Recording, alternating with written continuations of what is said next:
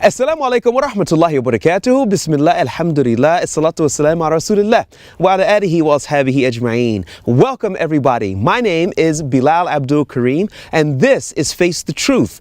Today we have a very special guest and I'm very happy that she's here in northern Syria. She is originally from the United Kingdom. No, I am not in the United Kingdom right now. She is here in northern Syria. She is a journalist and an accomplished author, and she's come here on a fact-finding mission, and her name, without any further ado, I'm pretty sure you probably know who she is by now, and she is Yvone Ridley, and her history is well known, and I'd like to say to you, greetings, first of all, here, welcome to northern Syria, and assalamu alaikum wa rahmatullahi wa barakatuh. Wa alaikum salam, rahmatullahi barakatuh as well, Bilal. It's great to see you, great to be here with OGN, and I'm, looking forward to this interview with some trepidation because I know that you'll probably sneak in something that'll put me on the spot, but dare I say, fire away? Well, if I can, first of all, I just want to tell you, I'm so happy that you are here. And let's just start with a question that I'm sure is on a lot of people's minds. Why are you in Syria? Because I want to find out the truth. People give black and white narratives on Syria. Assad is a good guy, everybody else is a terrorist. The other side will say we're freedom fighters, we're in a revolution, we want to get rid of this tyrant. Yet today we got caught up in a little bit of crossfire, mortar bombing, and it turns out it's Muslim groups on Muslim groups. The only thing that everybody seems to be able to agree on here is that nobody likes ISIS, and so it's not a one-dimensional or a black and white argument. The best way of finding out about what is happening in Syria is to actually come here and speak to people on the ground. And, that's one of the reasons that I'm here, to learn about what is happening. We have various academics and think tanks who say, oh, we listen to chatter, we listen to Al-Qaeda, we listen to ISIS, we can tell you this, and they get paid fortunes to sit in TV studios in London to talk about the situation. They've never seen an angry man in their life, and basically they are, even with the best of intentions, they're not giving a true account of what is happening here. Of course, you know the situation here. There are kidnappings, assassinations. You can listen in the background. I'm not sure if the microphone is able to pick that up, but you can hear firing in the background. Surely you must have had some concern for your own safety. How did your desire to want to see what's happening here supersede that self-preservation? Well, I wouldn't be reckless with my life. I can't tell a story if I'm dead. So, I wanted to be satisfied that there would be some degree of security. And also, I fear no one but Allah. And if my day is today or tomorrow, it wouldn't matter whether I'm sitting in this dramatic Roman ruin, or whether I'm sitting on the sofa at home. If today or tomorrow is the day when I'm going to be peeling off this mortal coil, doesn't matter where I am, it's going to happen. Now, let's go back to a point that you made mention of. You wanted to see the situation here firsthand. Do you think the fact that you are Muslim would taint the perception that people have of what you see here? That dynamic, I don't think we could overlook. Well, the reality is, if I say something that pleases somebody, they'll say, oh yes, she's telling the truth. If I say something, even if it is truthful, that displeases somebody, they'll say, oh, she's brainwashed, she's Al-Qaeda, she's ISIS. I mean, let's face it, anyone sitting in a seat of power in Damascus is going to, if they watch this, is going to decry us and try and undermine and criticize us. All I can say is I can only tell the truth as I see it. You know, I'm being shown a slice of Syria, not the whole picture, but I'm seeing a damn sight lot more down here on the ground than somebody sitting in a university monitoring chatter on the internet. Now, you've been moving around a little bit here, and you started to get to know some of the people that are here, people who are doing different projects and things of this nature. What were your expectations before you came here? Was it met? Was it a bit underwhelming, overwhelming? Where do you fit in there? Whatever preconceptions I had, you know, I can screw them up and throw them away, because what I've found already is something that I certainly was not expecting to see. And at the moment, you know, I'm under the umbrella of ICRA, a charity which puts education first. And what has overwhelmed me is the very active role that women are playing in this charity, the input they're having, the presence they're having. And you know, I expected to be walking into quite a macho arena with armed guards everywhere, and men covering their faces with scarves, and military checkpoints or militia checkpoints. And instead, what I've found is a community of foreigners or immigrants who are working alongside with the Syrians and wanting to build a better life, not only for themselves but for the Syrians. And some of the stories I've heard have been amusing in some ways, because you know, there's supposedly a migrant crisis in Britain with, you know, what are these migrants, predominantly Syrians, escaping bombs? What are these migrants doing in Britain? They've got no place here.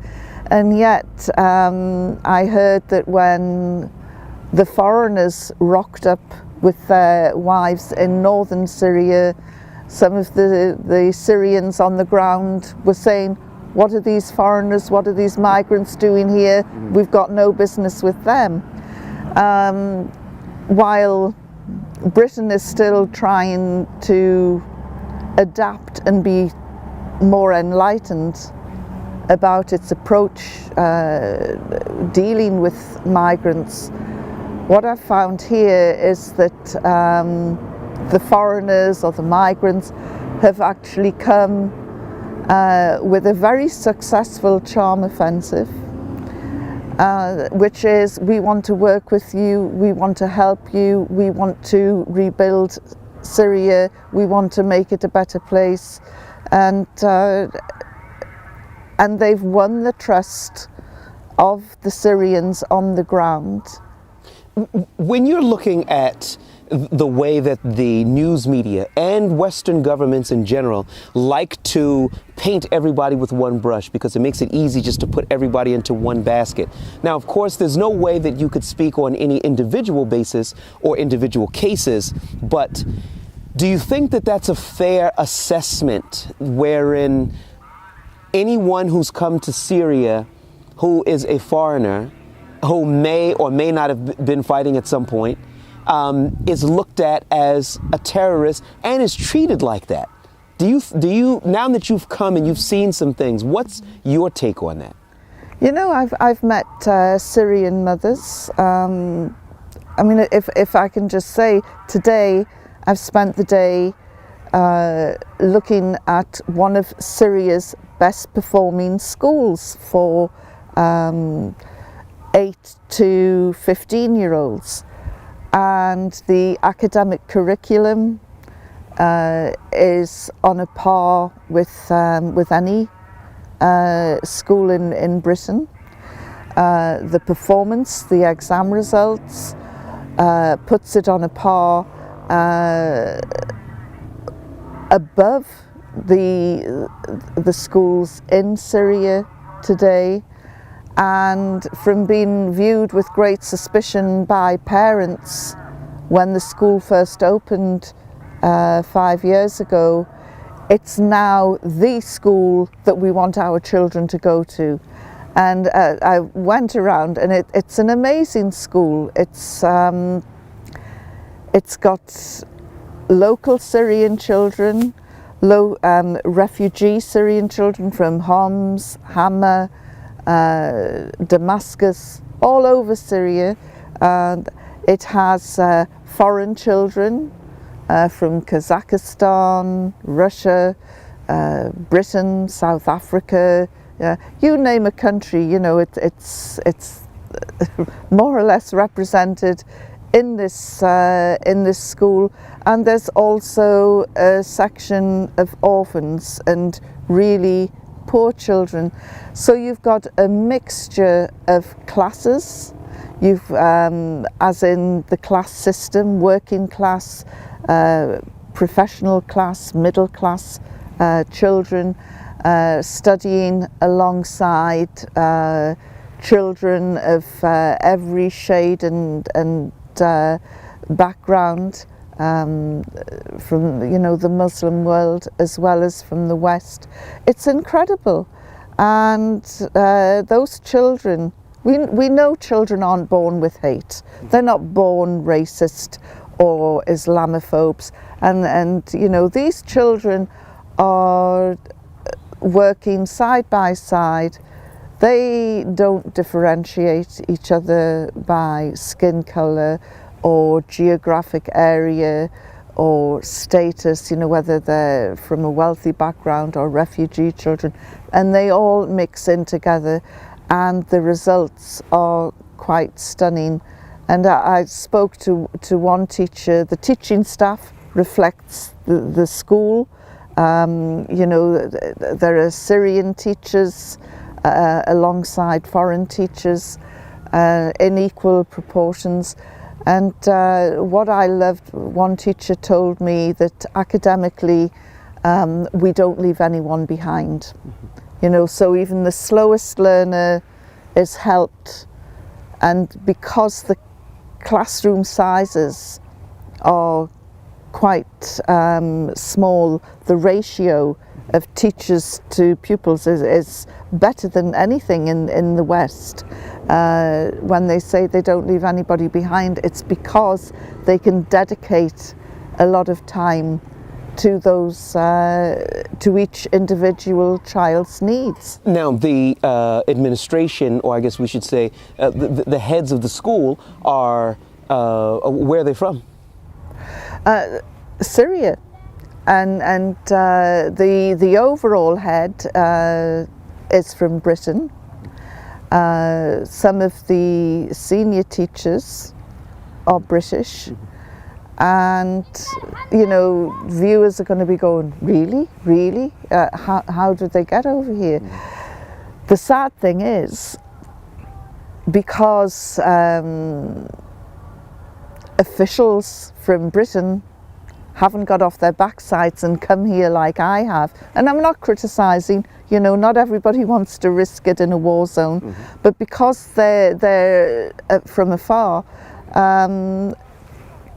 these teachers, these professionals, dedicated professionals, have been dismissed as terrorists or terrorist apologists or supporters, and it's quite shocking, really shocking, and it's an outrage actually, because the teachers, most adults join this profession because they want to help children, they want to help the next generation grow and develop, and these teachers here are absolutely no different. Well, the challenges are more so. In the West, we may be accustomed that school will be called off for the day because of inclement weather, a snowstorm. But today was a bit different. It got called off because a mortar landed in the middle ground of the school, and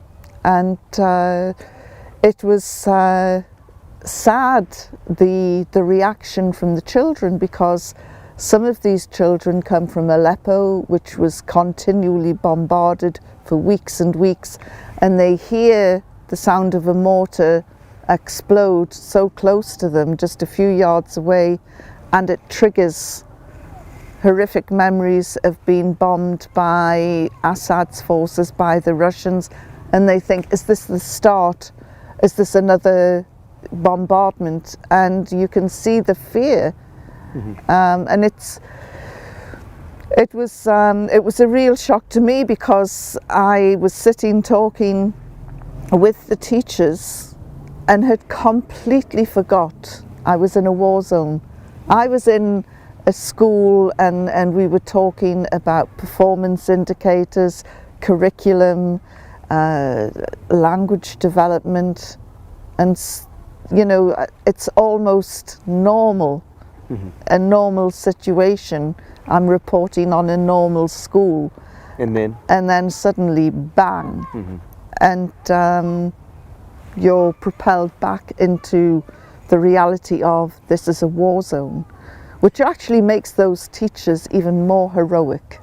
But some people would say that they're not heroic. They would say that the people who put the school together they're not heroes. That some of the people that you've met on this trip have lost their British nationality, their citizenship, their passport, their right to travel on a British travel document.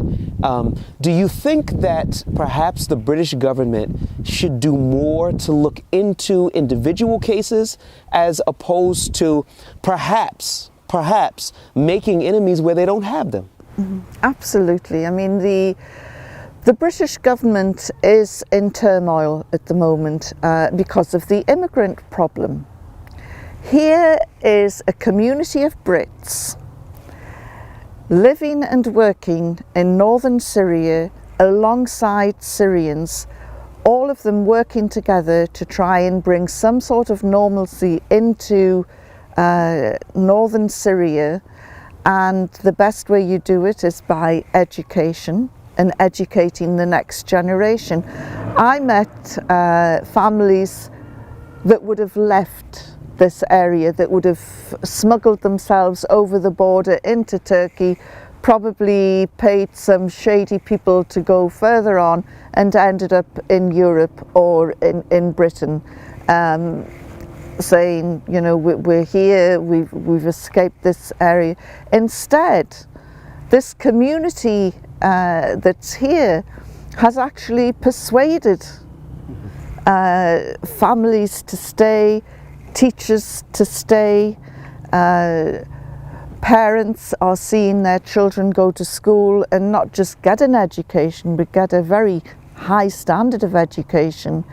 And really the British government should be looking at this and thinking, how can we support these people? How can we give them better facilities? How can we encourage them? Because their very existence here is so reassuring for local Syrians that they're happy now, not happy with the conditions, but happy now to stay and to try and build a future, rather than risk this hazardous journey overseas and treacherous ways to get to Europe.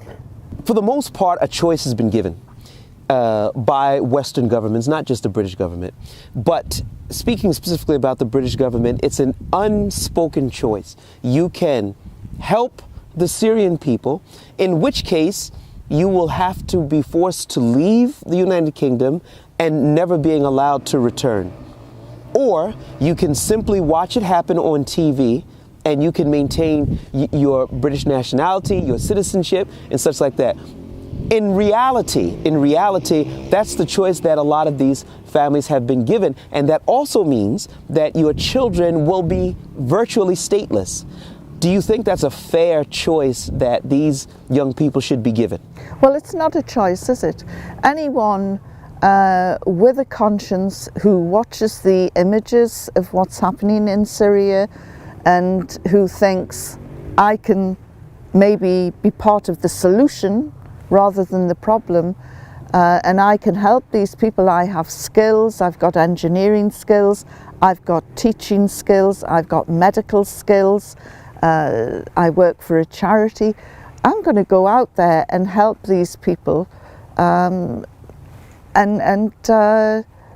you know, that choice has been taken away from them because what they've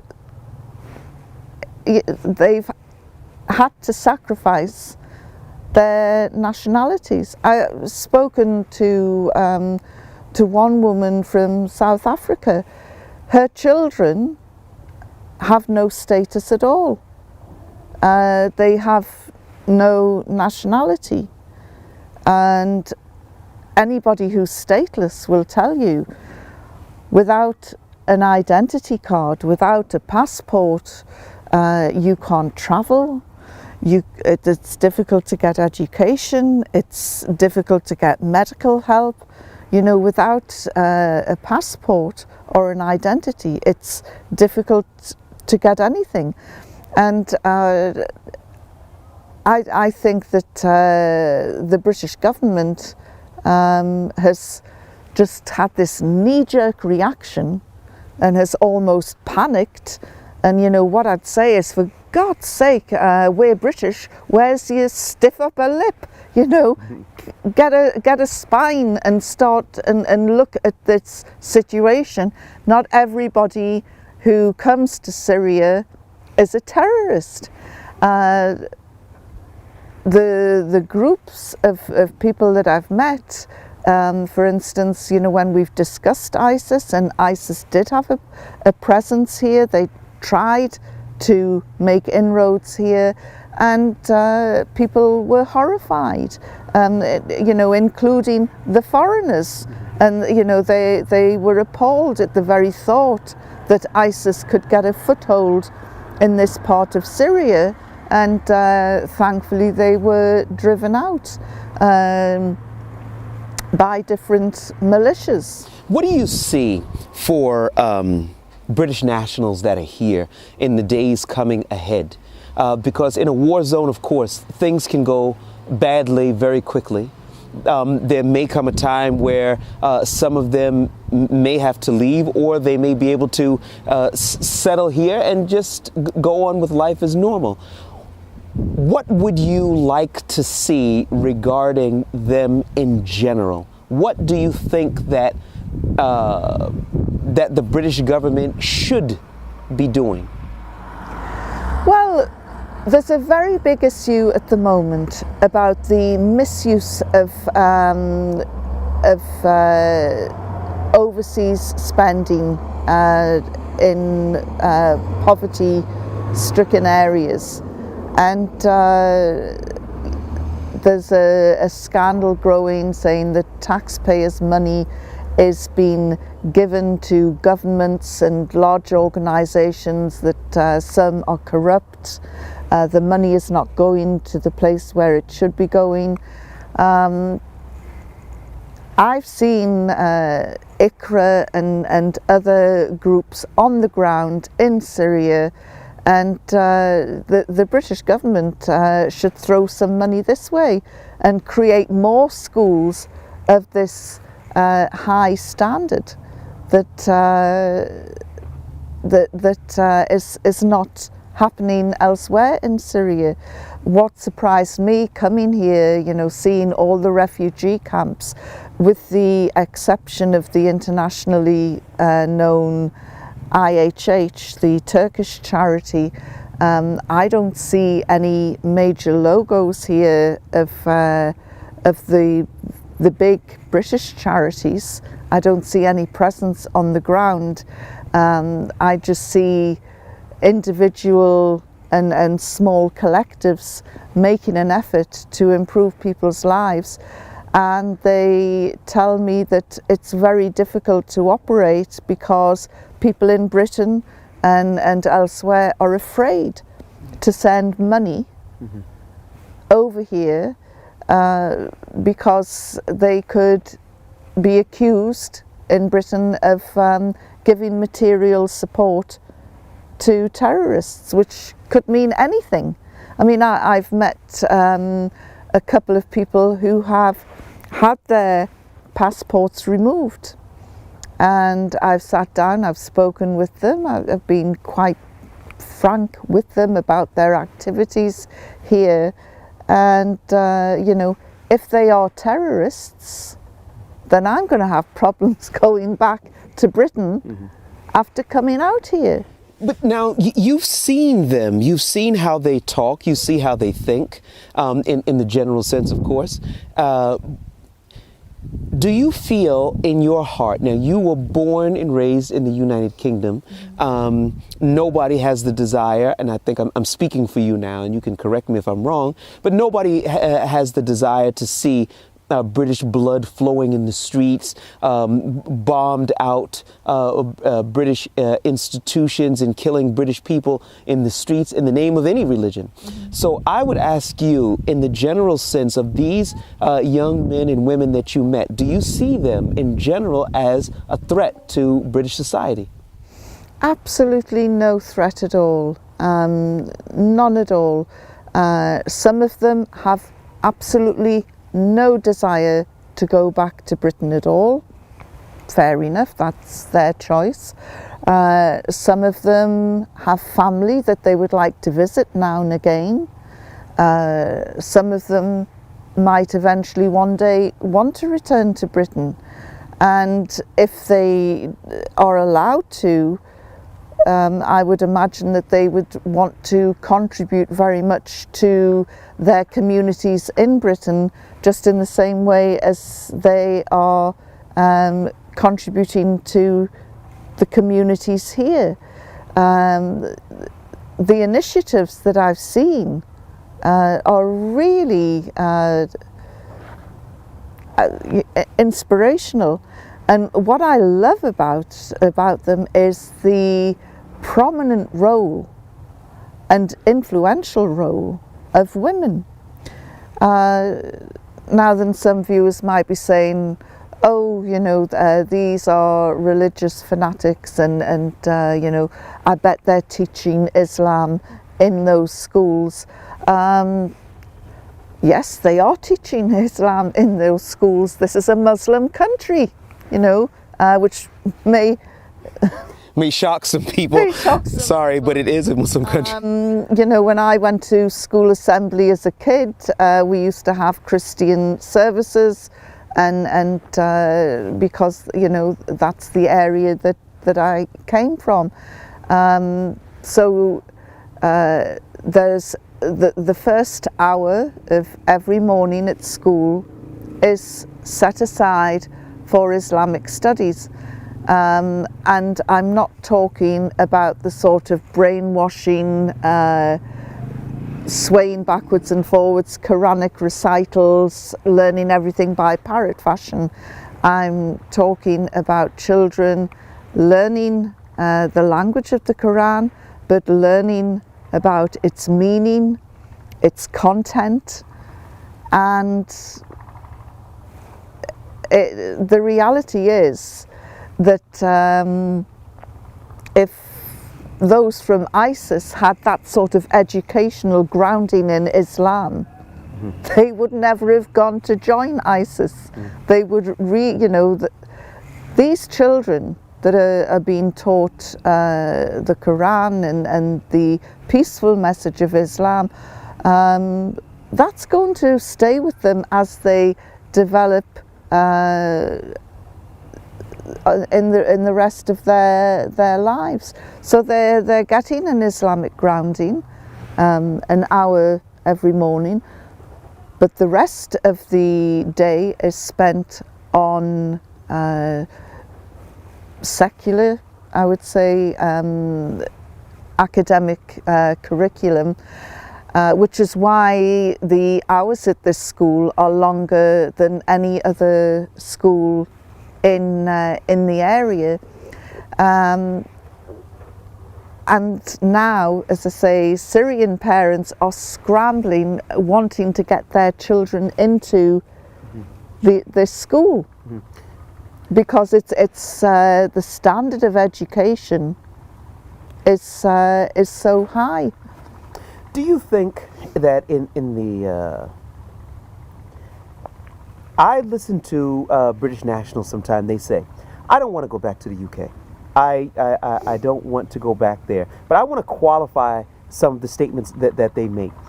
They say that they don't want to go back, but just like anybody else, they would love to go to see their families or visit them and so on and so forth. But the problem that they have is the fear that if and when I were to walk into Heathrow Airport, I will lose my passport, I will be thrown in prison, and that will basically be the end of me. A lot of them, I know them personally. I see them on a consistent basis, and I know what they do from one day to the next. I feel, and this is myself, I think that it makes me so sad, because growing up in America, we always saw America and the United Kingdom as these bastions of righteousness, of fairness, and democracy. We grew up with these ideals. I myself, I wasn't Muslim when I was growing up. Do you think that we were misled all those years? Well, you know, I love my country. I live in Scotland, which maybe I'm biased, but I think it's one of the best parts of the United Kingdom.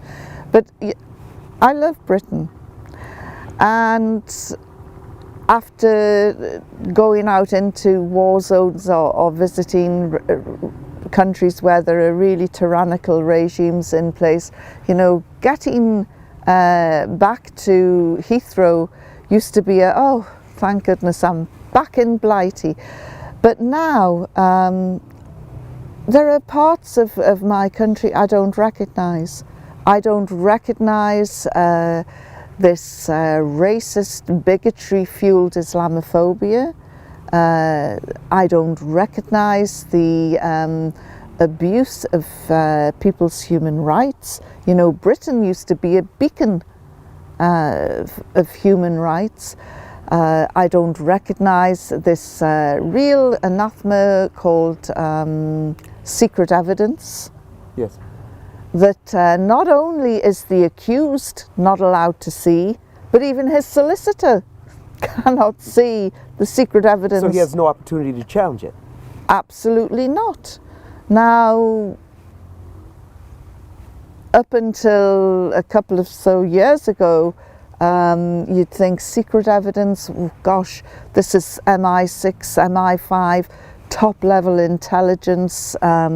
They've somehow got some satellite information, and it's really, you know, high-tech surveillance. There's no smoke without fire. And then we find out that one individual, for instance, the secret evidence against him was a drunken phone call to a Crime Stopper hotline, an anonymous drunken phone call. That was the secret evidence. And that was the secret evidence. And the person who made that call, they had a prick of conscience, and after a few years they confessed to this individual who's gone through all sorts of hardship, virtual house arrest for 2 years, on the run when he challenged it and contested it. And this person said, "I'm sorry, it was down to me. I phoned this anonymous tip-off line when I'd had a little bit too much to drink, and I said that I thought that you were going for terrorist training." When he was coming to Syria, long before the revolution started, Syria had a great reputation for learning Arabic, and he wanted to learn Arabic.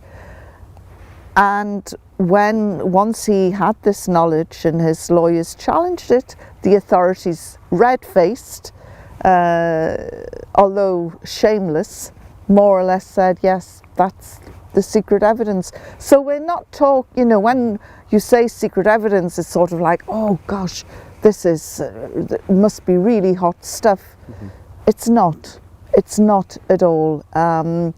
And British people, my mother, she's 91, her point of reference is the Second World War, and her generation, that was, and they would tell tales and stories to their children and grandchildren, and it was, true Brits, true grit, backbone, stiff upper lip, not running around using a drunken phone call to rob somebody of their, what is this?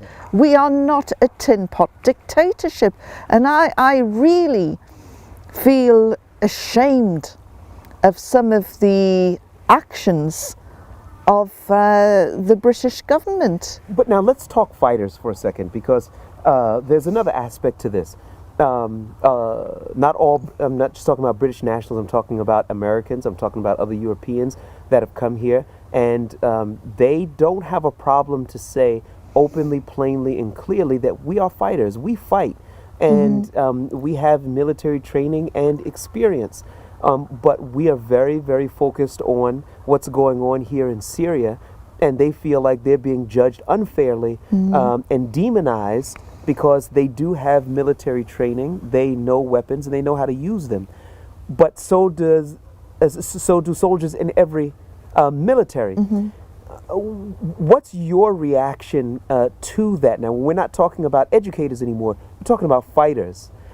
Do you think that there should be a special category for them? Particularly given the fact that the British government didn't exactly come running to save the Syrian people. No. Well, playing devil's advocate, there was an international brigade of 60,000 foreign fighters who went out to Spain to fight against Franco and the fascists in Spain, and they were all heroes. There are monuments dotted around towns and cities in Britain, praising these people for their heroic stance. I have to say that there were also a few thousand who went to fight for the fascists from Britain and America and other countries as well. And that was in a climate where young people, men and women with with high ideals, saw people in trouble and they wanted to go and help. Instinctively, if someone shouts for help, you go running, and that's what they did. The fighters here have not been accorded the same respect. However, it's very confusing here. ISIS, it's a dreadful organization. It's an evil organization, absolutely wicked. Anybody who joins ISIS, I'm sorry, I think, just lock them up and throw away the key. But there are groups that are being armed from the West, and there are other groups that would despise ISIS. As I say, the only thing that I've found in common with all the different groups is that they all hate ISIS. but there are some groups that are supposedly Al-Qaeda. Now, I spoke to somebody earlier today and they've given me a breakdown of what it is to be Al-Qaeda. Is it really Al-Qaeda? Is it just a label? Is it something that that's past its sell-by date, and that collectively the fighters pose absolutely no threat beyond these borders to anyone?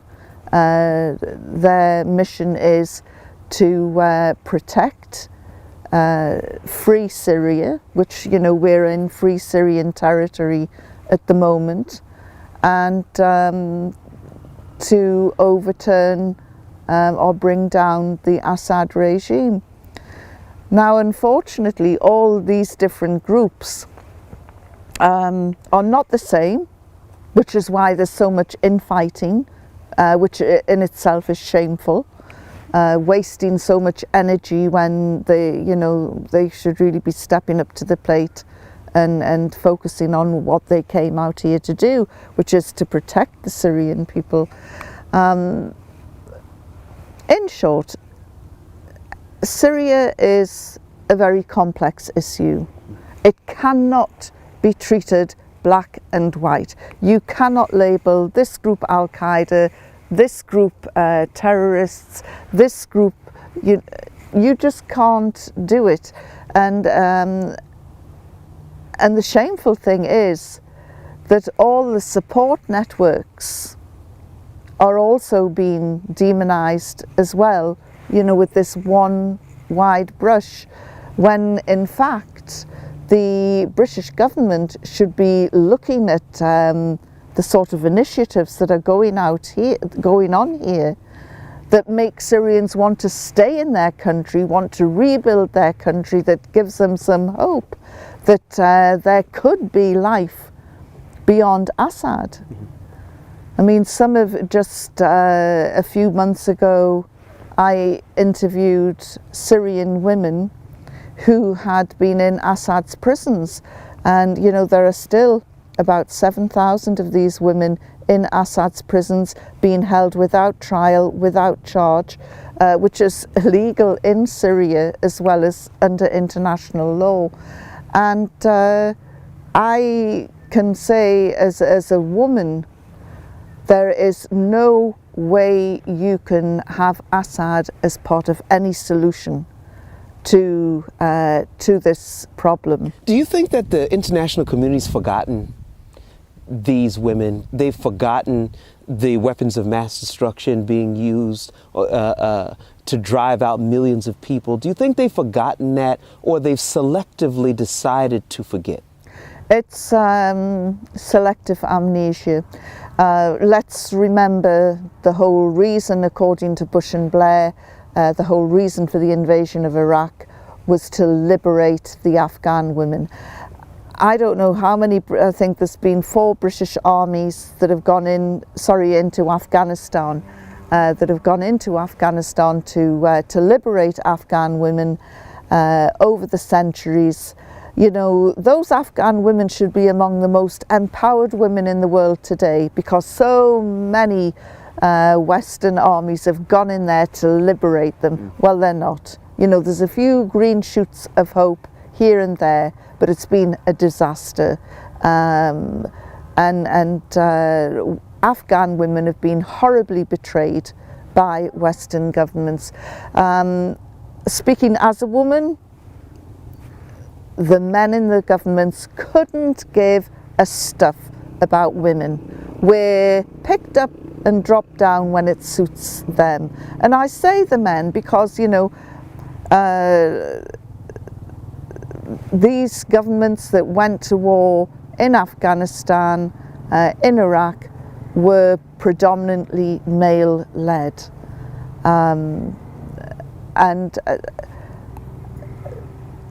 This is why, I consider myself to be a feminist, which is anathema to some people, but that's, I see that women are part of the solution, and we should have a voice, in all levels of government. And you look at governments where there is a gender balance, and an influential or a predominant number of females. I don't see anybody wanting to bomb or invade Finland or Norway or Sweden. I don't see that at all. Scotland, where there is a gender balanced cabinet of government ministers, women are part of the solution. And as I say, that was the first thing that surprised me when I came and had a look around at all the developments that ICRA are involved with and all the partnerships on the ground. And everywhere you looked, there's female influence, and it is so important. I keep saying we are half the ummah, and we gave birth to the other half. So we should be quite visible.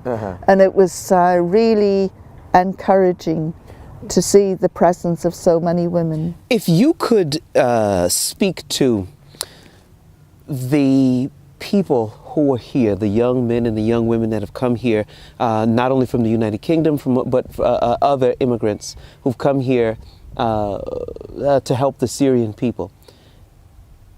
If you could look at them and speak to them and say something to them, what would it be? What would it be? What would you say to them?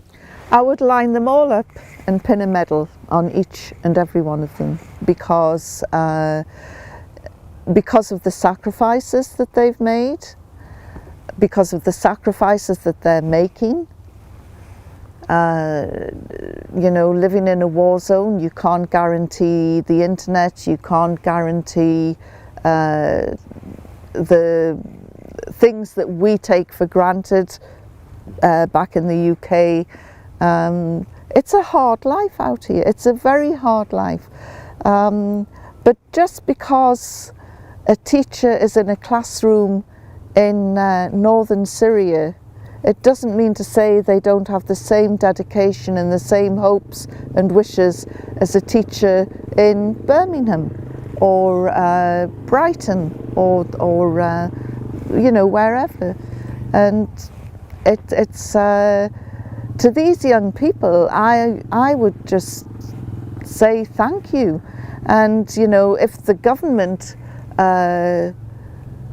just would stop and take a look at the results, at the achievements, they might realise that these sort of projects could be the very answer that they're looking for, that makes people think, you know what, I'm not going to risk everything to cross Europe and get into Britain, or to go and make a home in Germany.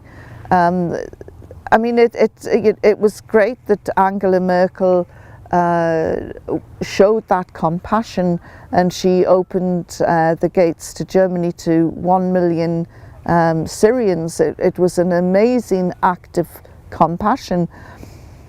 But the tragedy is there's at least 3,000 doctors there that aren't here. Yes. There are thousands of teachers there that aren't here. So to see this initiative, and it's taken 5 years or so on the ground to take root and gain the trust of the local Syrians, because the local Syrians said, who are these foreigners? Why should we trust them? Oh, they're wearing hijabs, they're wearing niqabs, they're religious fanatics. I'm not sending my children there. And then, of course, word of mouth. Children are going home, learning to read and write and develop skills that they would if they were in a normal environment.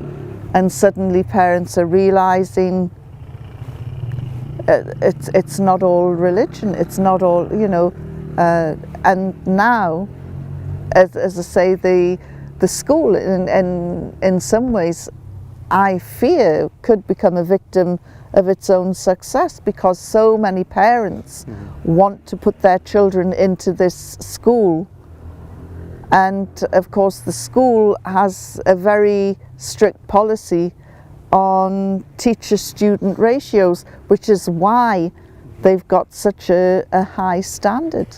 If you could look into the camera and you could speak to the British people about the results of this trip, and you could say something directly to them, what would you want them to know? I would just say, if you can give aid to ICRA and the charities that are supporting them, please do. I am seeing things on the ground that are making a change. I mean, the funny thing is, you know, some larger mainstream charities are accused of creating an aid reliant mentality on people, so that they're constantly holding their hands out to be fed. ICRA wants to put itself out of business.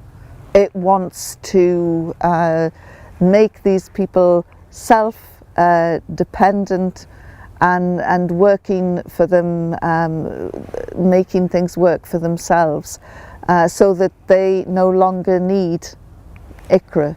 It's really incredible. I know I've gone on, but I must tell you about this woman that I went to her home yesterday. She's a widow, sitting at home doing nothing, but she has a talent, she's got a skill, she's a great seamstress. So ICRA gave her a sewing machine, and she was taking clothes that had been donated from overseas, and she was stripping them down and remaking them, remodeling them so that they fit, because we're all different shapes and sizes, so that they fit people. And they were giving her a few pennies, or I think you know, 25 pence for changing an outfit so that it was customized and tailor-made. She was doing so well, she was able to buy another machine, or ICRA may have given her another machine. Anyway, she's ended up with 3 sewing machines. She's employing 2 other women, training them up, and she's this is in the space of a year. She's tripled her workforce. She's making money. She's able to give money to some of her fellow Syrians to help them out, and they're investing her money to do other things and other skills. This woman deserves a Captain of Industry award, and it's amazing. She has her dignity back. She has a reason for getting up every day. She's got her own little business. Well, it's becoming quite a large business now, and this is the sort of change that ICRA has made to somebody's life. That's just one person. I could go on and on with other examples. I'm, you know, so impressed, because they don't want Syrians to be aid dependent. The Syrians don't want to be aid dependent, and it's wonderful to see this partnership and development. And the head of ICRA said to me yesterday, if for some reason we suddenly go, or we're no longer here, all the people that we've helped are able now, more or less, to stand on their own 2 feet and to continue supporting themselves and to continue improving their lives. All right. Well, your trip is not quite over. There's still some more that you'll probably end up seeing. I hope you have a successful and a safe trip. Well, no more mortar shells, please. No more mortar shells, okay? Whoever, anybody I keep looking at the skies because some Russian planes were out and about Well, that's a reality here.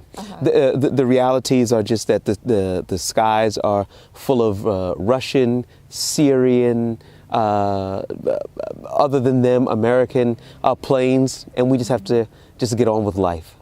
Yvonne Ridley, I'd like to thank you for taking out the time to help us to understand these things, and we hope you have a safe trip, and we hope, inshallah, that you'll be back again.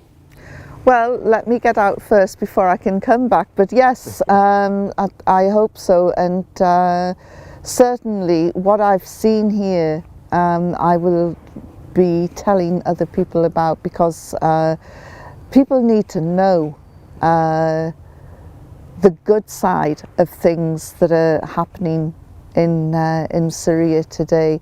I was afraid I was going to come and, oh, we're having a terrible time, and oh, it's this and it's hopeless, and you know, but there's no victimhood here, and it's been an inspiration. So thank you, and thank you to all the Syrians, locals, and those who've come here from Damascus and Homs and Hama and all the other areas in Syria, who've come to what they call free Syria.